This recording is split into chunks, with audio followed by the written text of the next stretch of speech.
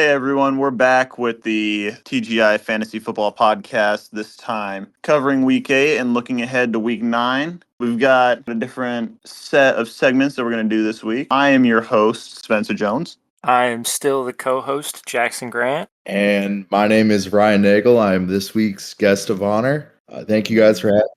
Yeah, so this week we're going to start off a little different. We are going to open with an interview for our guest of honor, Ryan Nagel. Jackson and I have both prepared a couple of questions that Ryan has not seen or read yet, and we're going to have him answer them on the spot.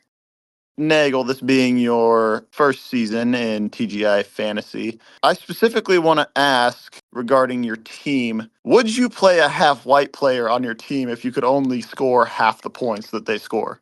You know, this whole section has me nervous because I don't know the questions. So, I like to live by the model, no half-assing it. And I'm full-assing this team with the grit and the determination that my players bring. So the answer is no.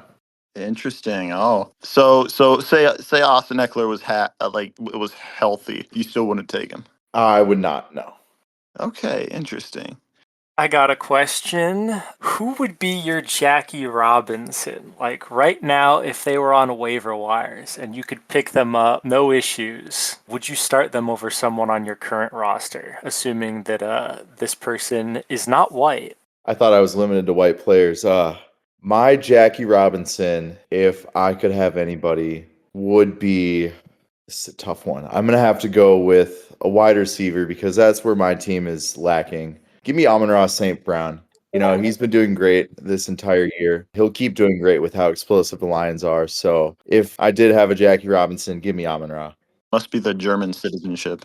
I think you're now morally obligated to drop him, Spencer. No. So this is actually interesting to me. So you're saying that there is a chance that the color barrier can be broken this year for your team? There is no chance. My next question is, what is the biggest thing that you've learned from Mitch so far in this fantasy football season? I learned that we all have the same questions. The most important one being, who is Travis Hunter? Yeah, that was a big one last week. I had to go look him up on Wikipedia personally. I had no idea. Apparently he's like a musical artist or something, like an author. He wrote a book, apparently. Yeah. That's what Mitch was saying. Mm-hmm. I don't read a lot, so yeah, maybe. All right, I think I got a spicy question for you. What was it like standing next to the future Cowboys owner, Jerry Jones, way back in 1957 outside North Little Rock High School in Arkansas? I stood next to him and I looked at him and I thought that this man's going places. He had a great smile, a great personality, and I just saw that he is down for the ride. And that's what he has done. He's taken a lot of chances and a lot of them have worked out for him. And, maybe he just won't die. Maybe he has more chances to make. Maybe he found the secret to immortality. Jerry Jones would have the Holy Grail locked away. I have one last question for you, and that is, right now in your room, how many Ricky Pearsalls do you think you could fit without it being a fire hazard? Give me 30. We got a lot of rooms, standing room, sitting room, shelf space. Fires, I wouldn't say are that common. The only thing that would cause a fire is his explosiveness on the field. And potentially that would probably limit it down to like 6 or 7. I don't know. Explosiveness on the field and not explosiveness from a firearm? Potentially. With that, I think we'll dive right into the Week 8 review. Up first, we got a fun one that I was looking forward to with Andreas' win over Spencer. Andreas moves to 5-3, and Spencer drops to 4-4. Andreas draws the series to a 9-9 tie and continues the trend of winning the first matchup of the season, all the way back since 2021. Andreas becomes the first owner of the year to record multiple highest scores of the week with his 159.98 victory. And unfortunately for Spencer, he came up short this week, scoring his lowest season total this season with a score of 103.46. Unfortunately for Spencer, now that he's down to 4-4, his playoff chances are slipping away slowly but surely. I'm hoping he drops right out of playoffs and fails to win the championship this year. So I look like a genius when it comes to our trade last year. I think you're forgetting my insane ability to make the playoffs and lose in the first first round, like it's just written in the stars. But and so Andreas did only use 4 of his 8 taunts on me, and then acted like he was saving, or like sparing me, and that just fuels my anger and my lust for power. So I'm gonna come back hitting hard. It single-handedly made me want to trade for Amon-Ross St. Brown. So a discussion on this, as we can see in the standings, there's a very clear divide between the top 6 teams in the standings and the next 8, especially in points scored. And so a discussion point I had for you guys was, do you think the gap between the top 6 and the bottom 8 is too wide for some of these like middle of the pack teams to overcome? Or do we think one of these middle of the pack teams that are currently in the hunt, do we think that they could end up challenging for a playoff spot down the line? Because even sitting at 4-4 and narrowly holding on to the 6th seed, that gap is massive. I think it's like 50 points the next team. If I'm totally honest, Mitch is the next one in, and I just don't think I can see his team making the playoffs after the absolute stinker he put up this week. So I honestly think that the playoff teams are already kind of set, and barring some crazy end of season run, I think the current top 6 teams will be the ones we see in the playoffs. To add off of that, I somewhat agree with that. I think there could be a little bit of movement between spots 5 and 6, but we have 1, 2, 3, 4, 5. 5 different teams that are 3 and 5, and I think any of them could come around from behind and possibly dethrone whoever's sitting at that 6th seed. Yeah, I actually agree with both of you. I don't think it's impossible, but I am starting to get the sentiment that unless something goes haywire, the current top 6 teams in the standings are probably going to end the regular season in the top 6. But I kind of agree with Nagel as well. And one of those 3 and 5 teams that I want to talk about is actually the next game up on the list, and that is Eddie and Cleo. Eddie threw down 144 points on Cleo. Cleo didn't even play bad. We were talking last week about how Cleo's team feels top heavy and might be too reliant on winning some 50-50 games. Both these teams are now 3 and 5. Eddie, I'm going to say, improves to 2 and 8 against Cleo, which is sad in and of itself. But Eddie now being 1 game out of the playoffs, has scored 110 or more points in the last 4 matches, and actually has done it, I think, 6 times this year, aside from week 4 when he only had 62 points. And Eddie put up 130 something last week, 145 this week, and he's looking really good. We were talking last week about how his team looks pretty put together and just had a rough start to the season. But Eddie does face Andreas, Cam, and Aras, 3 of the top scorers. I think it's 1, 2, and Aras might be 6, but he also played in the Kicker Bowl against AK, so he would actually be 1. And that's his weeks 10, 11, and 12. So Eddie does not have an easy end of the season. But do we think Eddie could be a true playoff contender here that could be one of those 3 and 5 teams with the backdoor chance that could come around? I could see it, especially after he got Lamar Jackson and George Kittle back from injury. I think out of that giant swath of 3 and 5 teams, I definitely think that he has one of the best odds out of that group to make it, if there is going to be one. I do agree with that. Also, Eddie has some sleepers on there, like Woody Marks continually to be tossed in the rotation more, and Chris Olave, who potentially could be on a team with a better passing game than the Saints. Yeah. Speaking of Woody Marks, Eddie just like an hour ago dropped Nick Chubb. So it looks like he's going all in on Woody Marks for the end of the year. But Eddie, sitting at 3 and 5 now, has a good chance to maybe squeak out a winning record. He's at a winning record for 1 total week since the start of the 2022 season, and that was the start of the 2023 season, I believe, when he started 1-0. Do you guys think it's going to happen this year? Do you think we can see Eddie reach like 7-6 or even like 8-7? Out of all those years since 2022, I think this is his best shot. Does have that tough stretch upcoming, but if he can go like 1-2 or even break and go 2-1 during that stretch, I believe in him. Yeah, I agree. Anything can happen, and team's looking good, and this could be the year that he comes back around. Next up, we're going over A-Russ beating up on Ryan. This makes A-Russ 6-2 and dropping Ryan deeper into the pit. This only gives Ryan like an 8% chance to make the playoffs. And it kind of also just shows how good of a team A-Russ has drafted. What do you guys think about the floor and how high it is for A-Russ's team? Yeah, so definitely last week we talked about this, and then I feel like every week we've been watching A-Russ show that his players on his bench that seem like boom bust players are actually rather consistent. even with the alleged no-name player that he had last week that dropped 24 points and no one knows who he is. He was on bye this week, and so he threw in Stephon Diggs was back in the starting lineup, and I think he had Tez Johnson as well. And they didn't score like crazy high, but they were consistent enough to allow his star-studded running back trio to throw up about 80 points just by themselves. So I think he might have the highest floor in the league, maybe Cam. Yeah, it doesn't really seem like A-Russ is capable of scoring under 120 points right now. His team is just so deep. All I'll say is I'm glad I was able to play A-Russ's team last year in the championship game and win. That's a good point. One point I want to bring up to you, Spencer, is going back to the draft. You did have an earlier draft pick than Alex, and you decided to take Malik Neighbors to spite Alex in this decision. Would you go back on that decision? Because, as we all know, Neighbors is out for the season. Do I have the ability of hindsight? No. Oh, then no, I still take Neighbors over A-Chain. Oh, yeah, let's give you hindsight. Oh, well, then, yeah, I'd take A-Chain. A-Chain's still playing. But I do want to say I didn't take Neighbors to spite A-Russ. I took him because I thought he was the best on the board, and my second option was going to be A-Chain. It just so happens that I drafted one spot in front of A-Russ, and so I got to text him and troll him, and there was nothing he could do about it. And actually, no. Interesting. Even if I had hindsight, I'd still take Neighbors just to spite A-Russ. He deserves it. Next game down the line was Jackson and Logan, and I'm going to be so honest. I don't know how the hell Jackson ended up winning this game. Do I?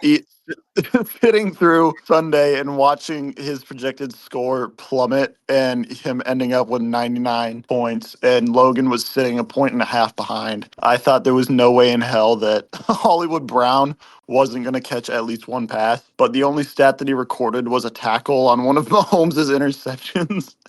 So Jackson, despite all odds, you had a 4% chance to win this game by ESPN. And since this is the first year I've started tracking the Monday night comeback, percentage-wise, that is hands down the biggest comeback that we've seen to this point this year. And between that and your Monday night antics last year, particularly against me, but I'm pretty sure you had one Monday night late in the year that helped you out, you might be the luckiest player on Monday night in the entire league. Between Saquon Barkley tearing my heart out and you winning off of Hollywood Brown only recording a tackle is kind of insane. Both these guys were contenders for the Theo Whitehead GM Lowlight of the Week award. This wasn't a particularly entertaining week for bonehead moves, but there was literally negative defense in this game. The defenses averaged minus 2.5 points, and genuinely either one could have secured a win by playing literally any other defense than what they played. But yeah, Jackson texted me Sunday night saying that he was going to resign from the league if he lost this game.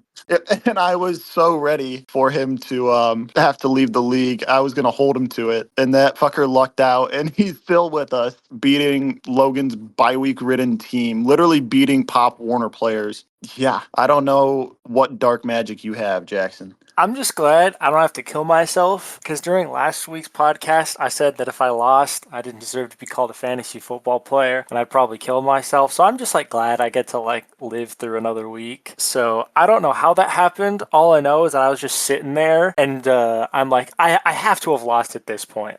There's no way I'm still winning. And then Spencer texts me something like, "You motherfucker, you might actually win." And I was like, no shot. He's trolling. And I went and I checked. I couldn't even go into the fantasy app. I'm like, I don't even want to look at it. I went to ESPN and I checked the box score for the game, and I'm scrolling down. I'm just waiting to see Hollywood Brown record any stat, and I scroll and I see all the way down at the bottom, and I see Hollywood Brown 0 receptions, 1 target, and I'm like, oh, thank God. And it's 11 minutes into the third quarter, so I'm like, okay, I just got another 20 minutes of football to go, and I'm gonna win. And I won. I think he recorded that one target in the first quarter too. So I was like, oh, they're just going to throw to him 6 times, and they just didn't throw to him again.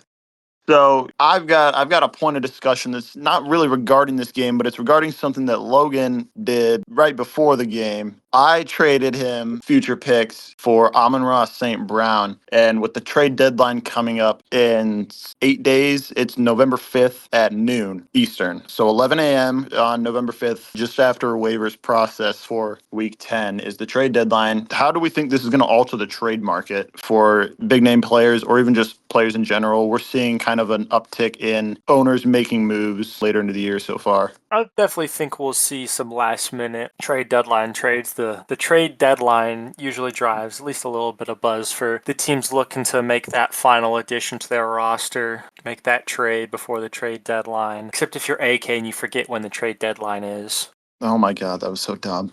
I said this last week, but if I was in Logan's shoes, I definitely would have traded Amon-Ra and even more because, you were looking down the barrel of 1-7 and your season was kind of over and you still have a lot of valuable players. So trading away those guys for future picks to try and load up after the championship season I had and the championship attempt season Spencer's trying to pull off this year kind of showed that the meta might be fuck them picks or love them picks. Yeah, shout out Mitch for asking me what he should give up for Goff and Amon-Ra about 10 minutes before I finalized the trade with Logan. I just want to put that out there.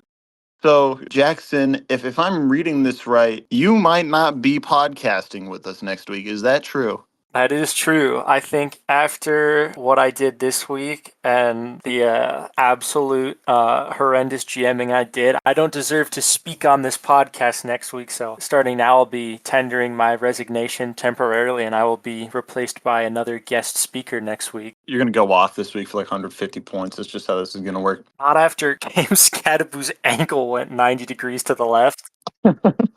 Yeah.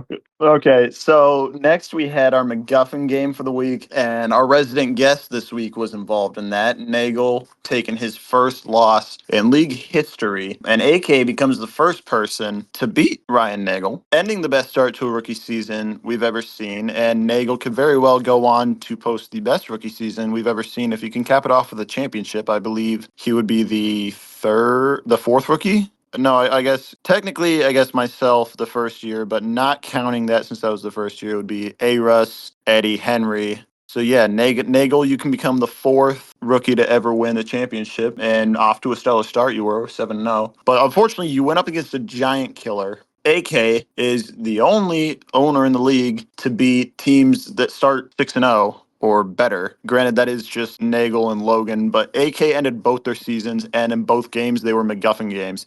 So we talked last week about AK being on crack when he's challenging for the MacGuffin, and he did it again. He's also 3-0 against teams that start 4-0 or better because he also beat me and ended my 4-0 start in 2021. So AK is probably just the last person you want to play if you're on a heater. He is the house, and the house always wins. AK once again takes the MacGuffin now. He's 16-10 in MacGuffin games, and he's played, I think, the most MacGuffin games in history. I think he's played more than me at this point. I think I've only played 24, and he's now played 26.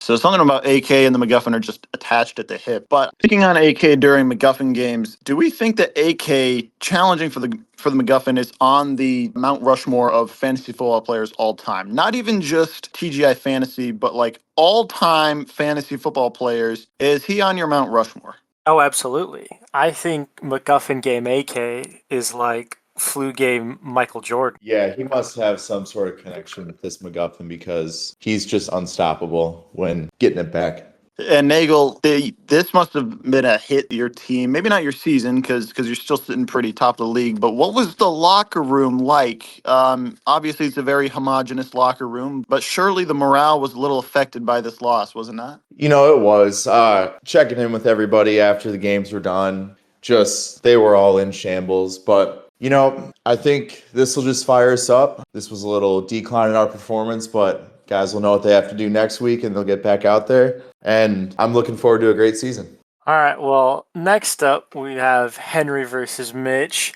Henry improved to 3-5 in an attempt to try and salvage this season and be one of those 3-5 teams to swipe the 6th seed in the playoffs. Mitch unfortunately falls to 4-4. He had a chance this week to jump Spencer into the playoffs, but came up short, only scoring 77 points. I made this comment last week. I don't remember if it made the cut, but I said that Mitch's team sort of looked like it was Jonathan Taylor pulling the rest of his team along, and that he was relying on Jonathan Taylor to put up 40 points to win. And this game, that definitely proved Could not be more my true. theory right. Jonathan Taylor had 49% of Mitch's points this week. Yeah, I mean, we talked about it last week. We said Mitch's team runs through Jonathan Taylor. Baker Mayfield had a down week this week, and that was kind of dead man's draw for him when he had the Lions players on bye. I mean, Jonathan Taylor even, I think he put up the most points he had all year and scored damn near half of Mitch's points. So even when Jonathan Taylor's on, he's not everything for Mitch. Yeah, I mean, the only thing preventing Mitch from being a playoff team this year is Mitch. I mean, that's been true every year, but like this is probably the best team that he's ever had. And some things never die. Brave hearts die true. And Mitch is sticking to it. Last week, we talked about that Henry had no Cowboys players on his roster for probably the first time in any league he's ever been in. And about one day after that, he traded Cleo for Javonte Williams and immediately won his first game. Now that he has a Cowboys player on his roster and is winning again, do we need to be worried as a league? Because we've seen the damage he can do with a Cowboys running back. Oh, absolutely. I think this is a sign. I know we were talking about the 3-5 teams trying to make a push, a late season push for the playoffs, but I think Henry's definitely a sneaky contender for one of those 3-5 teams trying to make a break for the 6th seed.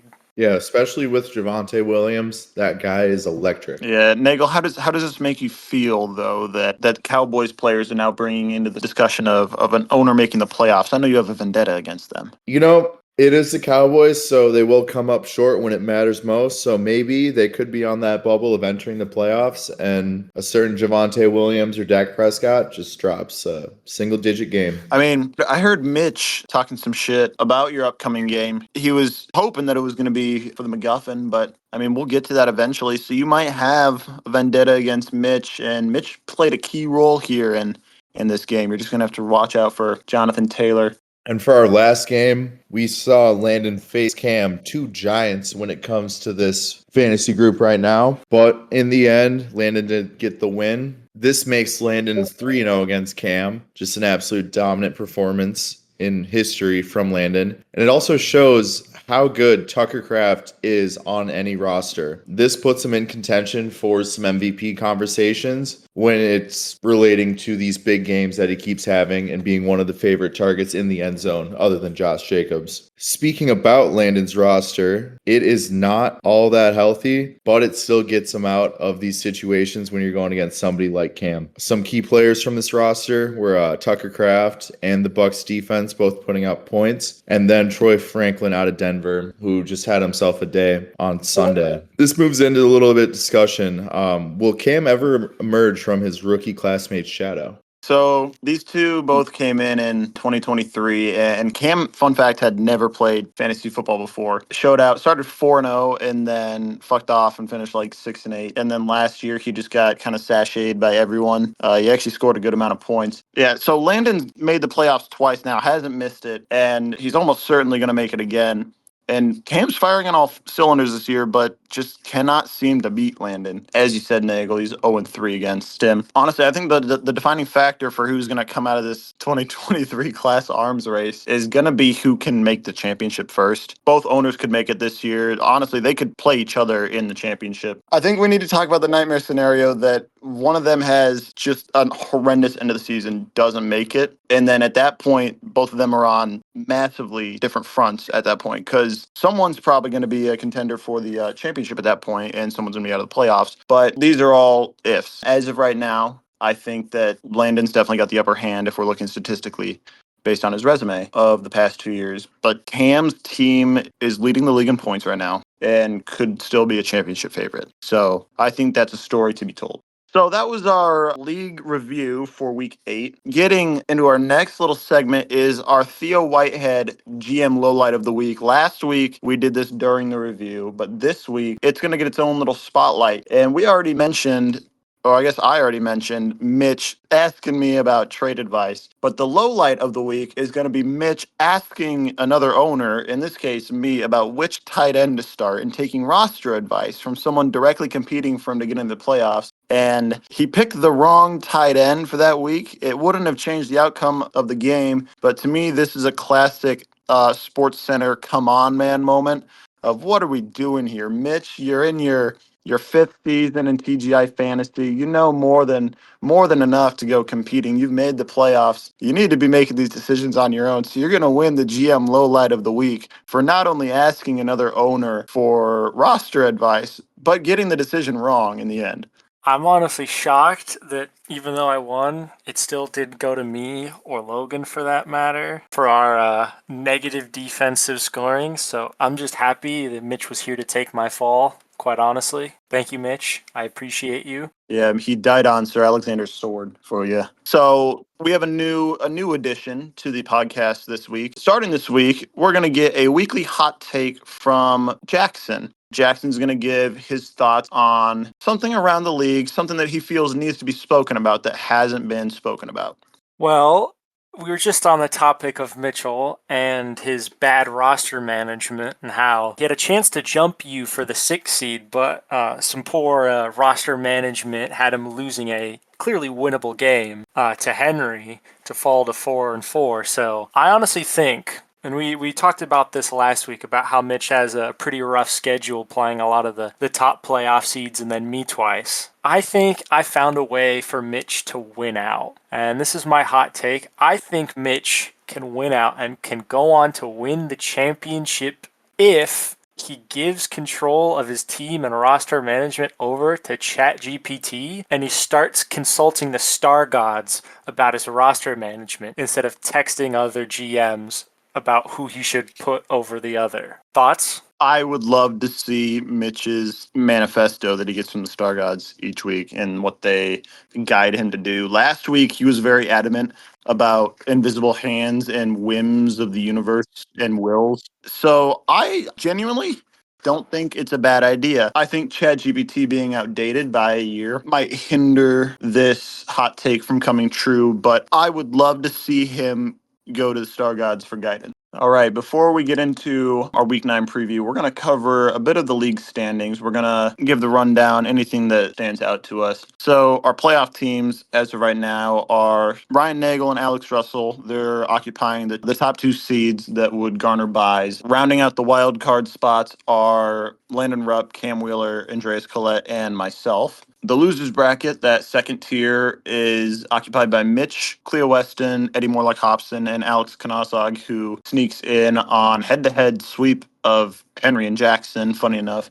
And that bottom toilet bowl bracket still has Henry and Jackson sitting at 3 and 5, and they just got the short end of the stick. And Ryan Williams and Logan Weston, who sits there at 1 and 7. I cannot believe he's not 2 and 6. AK is currently winning the points against battle. Granted, that's helped massively by not getting 140 dropped on him by A-Russ and instead doing the kicker bowl. So the de facto points against champion right now is, well, I guess it would be A-Russ, but it was also involved in that. So it's Nagel with 839 points against. You're sitting pretty up there, and you have 1,000 points to your name for it as well. So it's not like you're not doing any work out there. You're putting elbow grease and you're getting good returns. The bottom bracket is almost entirely filled with people damn near the bottom in points scored. So I wouldn't say there's too many major outliers at this point in the year. I feel like every year we're picking out people who are pretty out of position, but I don't see too many things that jump out. Andreas and I are both in the bottom echelon of points against, but they're not hindering us too much at this point. Yeah, there's not any major surprises, so I don't see anything that really stands out to me. This has been a pretty fair year overall by fantasy.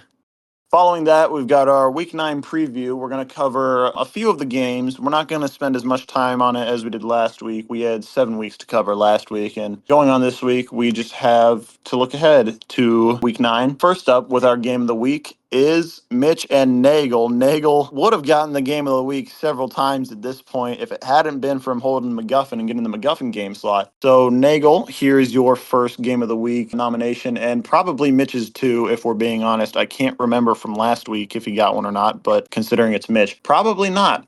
So these two teams are both sitting 500 or better. It's one of, I think, looks like two matchups that have teams 500 or better. And considering that we only have 7 teams that are 500 or better, that's actually a pretty good ratio for the week. Nagel sitting at 7-1. I've got a few stats for you here. Teams starting 5-0 or better have a 100% rate of losing the game immediately after their first loss of the season. So you're going to have to break the trend if you don't want to end up 7-2, because every other team that started 5-0 has gone 5-0 or better has gone on to lose 2 consecutive games or worse. And Mitch is coming off of back-to-back sub-90 performances. I mean, we talked last week about Mitch's poor performance that still garnered a win by 86 points, by the way, but now coming off 77 points. Meanwhile, Nagel, you just dropped 85 points, but it was your first time going under 100 on the year. You've been stellar to this point. But one other interesting fact I want to drop is that Mitch has not lost in Week 9 since his first season. So 2022, 2023, and 2024, he's won in Week 9. So that's just something you might want to keep an eye out for.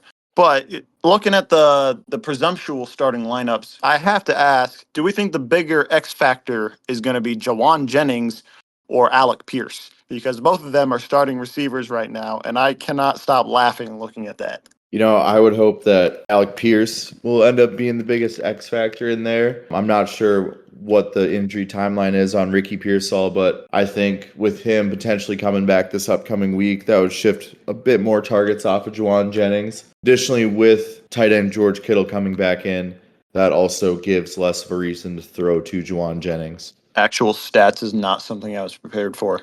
Another game that I want to play this week, I want you guys to both take your bets. What percentage of points do you think Jonathan Taylor will have compared to Mitch's team this week?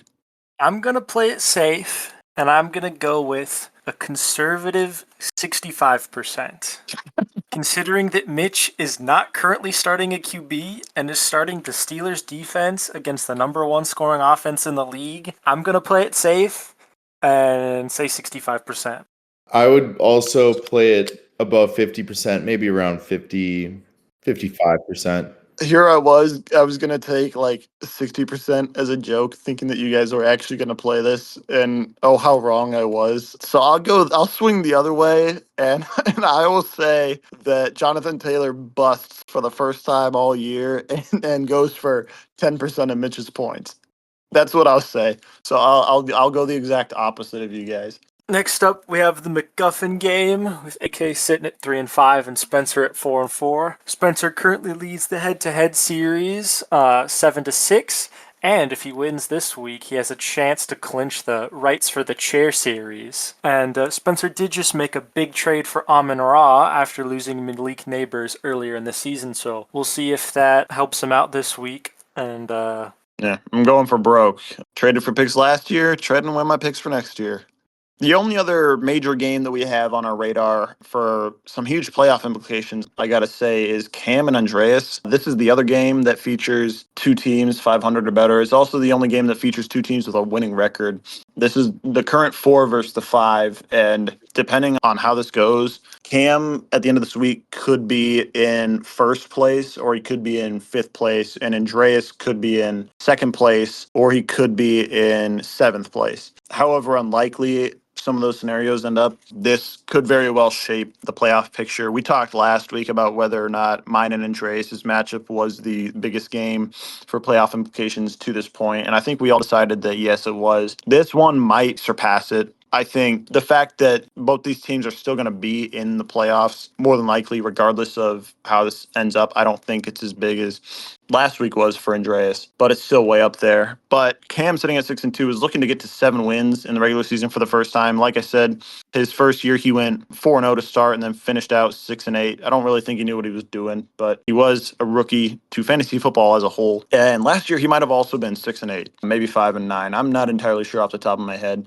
But Cam can get there this week, and 7-7 would be his floor, so he'd be good for his first ever 500 or better finish. Andreas, though, is inching ever closer to ending that 3-year playoff drought that we talked about last year. And this game might go for 300 points. These are the top two scorers in the league right now. Andreas hasn't had a bad week all year. He's one of two owners that hasn't scored under 100 points, the other one being myself, shameless plug. And Cam's only falter in a week so far has been the week where he had like 5 players on bye. So, yeah, that's the only other major game this week.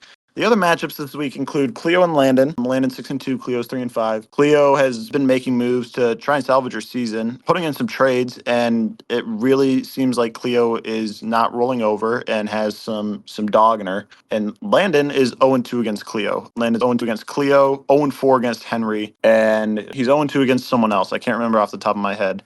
So it's one of 3 people, barring Nagel, who he hasn't played, that he hasn't beat. So those are just a few things on the line there. Henry versus Aris. Henry's 3-5. Aris is 6-2. And these two are tied 3-3. And they're two of the best in league history. 5 championship appearances between the two of them. 3 championship victories. A couple years ago, this would have been the old guard versus the new guard. But Aris has come back into his own here, while Henry's seemingly on the downslope. Logan and Eddie is the next matchup we got. Eddie leads the series 5-3, and these two have been pretty competitive rivals since they both entered in 2019. And I'm sure that Logan would love to play spoiler. Normally, this would be a leg for the Sax Trio series between myself, Logan, and Eddie, but I already clinched that by beating them in weeks 1 and 2. But nonetheless, these two go at it every single year. The owner with the higher record going into their matchups has won every single time.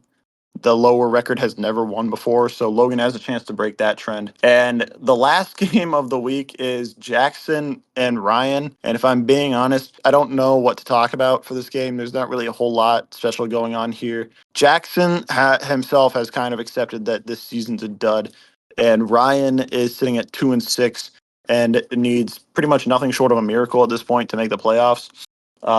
So Jackson, if there's anything in here that steps out for you, then you can go ahead and speak on it. This week is incredibly important for me because if I don't score more than 120 points, Spencer won't let me back on the podcast. Yeah, that is true. And I don't know how to run this Discord bot, so that's going to be a damn shame for me.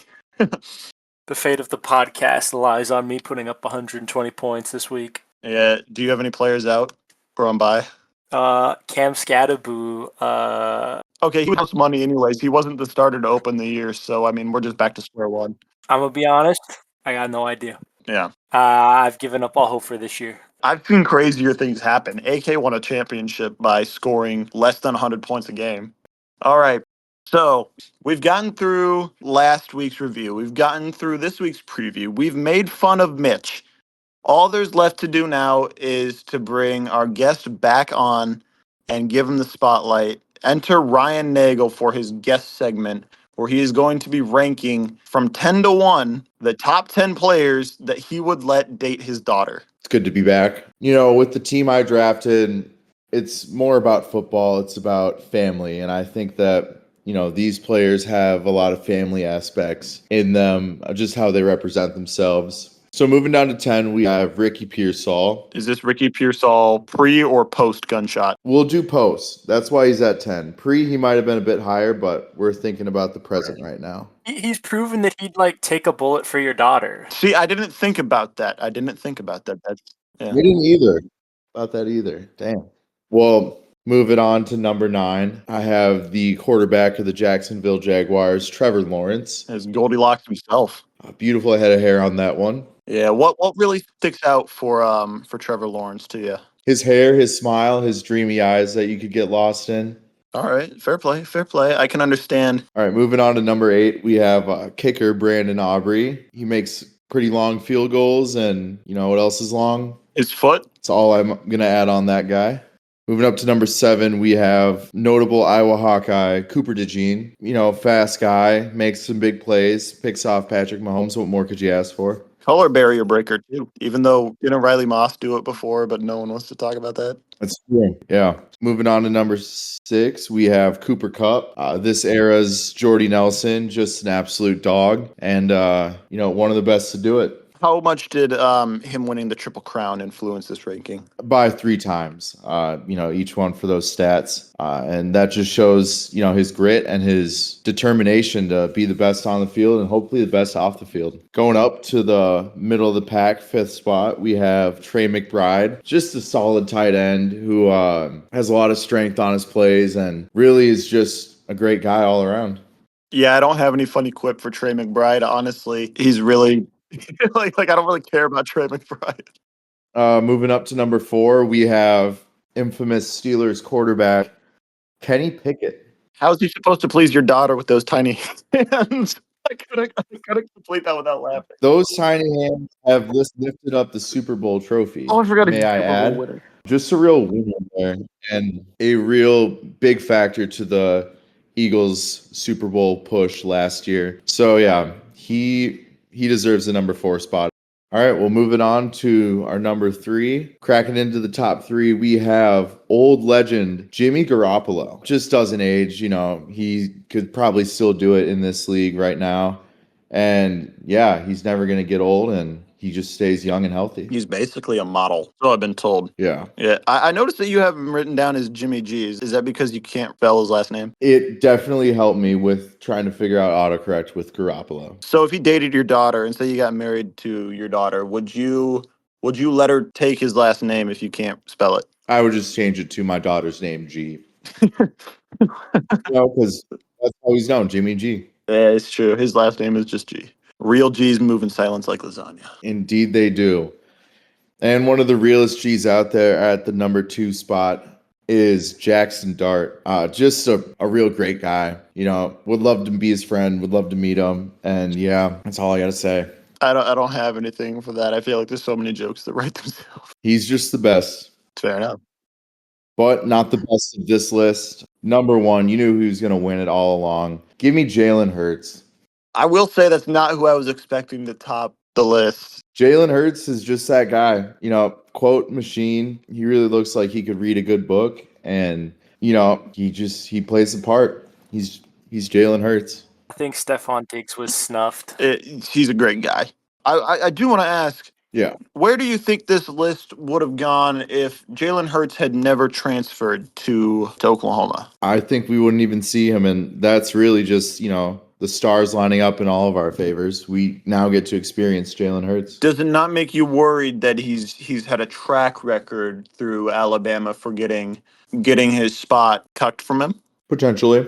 Jackson, that was a shocker for me, to say the least. I thought Kenny Pickett was going to be his number 1. I don't know if you've seen this man's love for Kenny Pickett. It might be unrivaled. I mean, he is a Super Bowl winning quarterback. Yeah, Kenny Two Gloves. That's what number 1 and number 4 have in common. Kenny Pickett was the second best quarterback in that Super Bowl. Damn. Yeah, thanks again for listening, everyone. We had Nagel on this week, going through his rookie season, and he's off to a hot start, the hottest in history. And once again, we brought to you a new segment this week. We'll bring you a fresh segment next week without Jackson. So we'll see who we bring on next week. It's not decided yet, but stay tuned for the Week 10 preview podcast. And thanks for listening.